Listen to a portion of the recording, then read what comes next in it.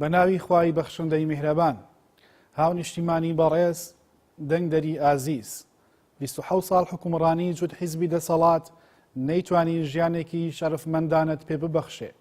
لە وڵاتێکی پڕ لە خێر و بێردا هێشتا منەتی لانی کەمی بژێوی و خزمەت گوزاریت بەسەردا دەکرێت. سەرباری ئەوەش جوت حیزبی دەسەڵات کار لەسەر بڵاوکردنەوەی بێئومێدی و بێبەهاکردنی پرۆسەی سیاسی دەکەن تا لەو ڕێگەیەوە مەرامەکەیان بێتە دی و بتوانن درێژە بە حکومڕانی ناتەندروست و شکست خواردوەکان بدەن. بۆیە لە پێناو بەگژاتچوونەوەی ئەم هەوڵانە و گێڕانەوەی بەها بە ژیانێکی شایستە و بەخشینەوەی بەها بە دامەزراوە شەرعیەکان ئەرکی هەمووانە لە دەنگداندا بەشدار بین. دەبێ ئەوەش بزانین کە هەڵبژاردن دەرفەت و تاکە مەیدانی گۆڕانکاریە بەرەو ژیانێکی باشتر. تۆش خاوەنی ئەو مەیدانیت و دەنگت سەنگی مەحەکە.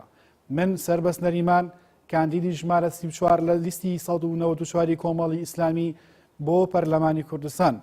دوای بەدەستهێنانی متمانەی ئێوە کار دەکەم بۆ چالاکردنی ڕۆڵی چاودێری پەرلەمان لە پێناو ڕوبەڕووبوونەوەی گەندەڵی و ڕیشەکێشکردنی بازرگانی سیاسی لە هەرێمی کوردستان. داکۆکی کارێکی سەرسەختە بم بۆ چەسپاندنی مافە سیاسیەکانی هاوڵاتیانی هەرێم لە مافی خۆپیشاندان و دەربڕینی ڕای ئازاد و ئازادی ڕۆژنامەنووسی. هەروها کار دەکەم بۆ کاراکردنی یاسای نەوت و گاز بە ئامانجی ڕێگەگرتن لە تاڵان فرۆشکردنی نەوت و سامانی سروشتی و دەرهێنانی لە دەستی شەخص و حیزب بۆ خۆشگوزەرانی هاوڵاتیان.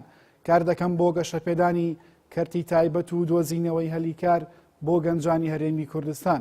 هەروها تەواوی هەوڵی دەخەمەکار بۆ هەڵوەشاردنەوەی سیستەمی پاشەکەوتی موچە و گێڕانەوەی موچە پاشەکەوت کراوەکانی موچە خۆران و فەرمانبەران لە چوارچێوەی پارێزگاریکردن لە بەها باڵەکانی ئیسلامیشدا بەو پەڕی لێبراویەوە.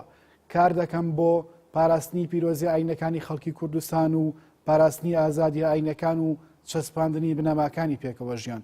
بەڵێن دەدەم بەخوای گەورە پاشان ئێوەی هاونیشتیمانیانی خۆشەویست کە نوێنەری داخوازیە ڕەواکانتان بم و دەنگێکی بوێر و دلێر بم بۆ بەگژاتچوونەوەی نائەدالەتی و ستەمکاری. دەست لە دەست و هێز لە خوا بەردەوامین و کۆڵ نادەین. دەنگ بدە بە لیستی 194 کۆمەڵی ئیسلامی کاندیدی ژمارە 34.